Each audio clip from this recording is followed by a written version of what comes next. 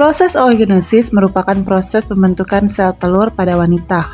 Proses oogenesis terjadi pada ovarium atau indung telur.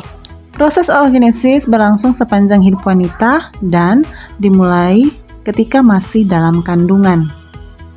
Proses oogenesis lebih intens terjadi selama masa pubertas pada wanita. Nah, berikut adalah tahapan pembentukan sel telur pada wanita. Oogenesis ini melibatkan pembelahan secara mitosis dan pembelahan secara meiosis.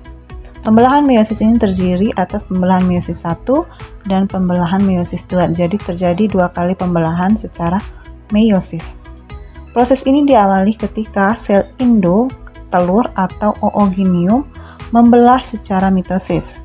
Sel oogonium ini yang bersifat 2N atau diploid membelah secara mitosis dan akan menghasilkan oosit primer yang bersifat 2N atau diploid.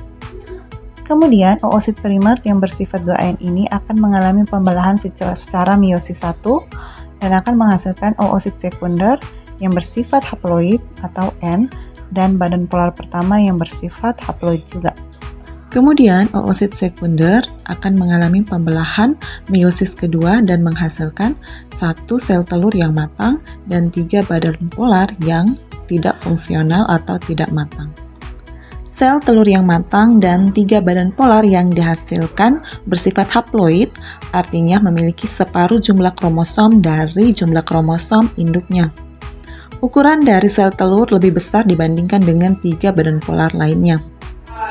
Kesimpulannya, dalam proses oogenesis, 1 oogonium akan menghasilkan 1 sel telur yang matang, yang fungsional, dan 3 badan polar yang tidak matang atau fungsional.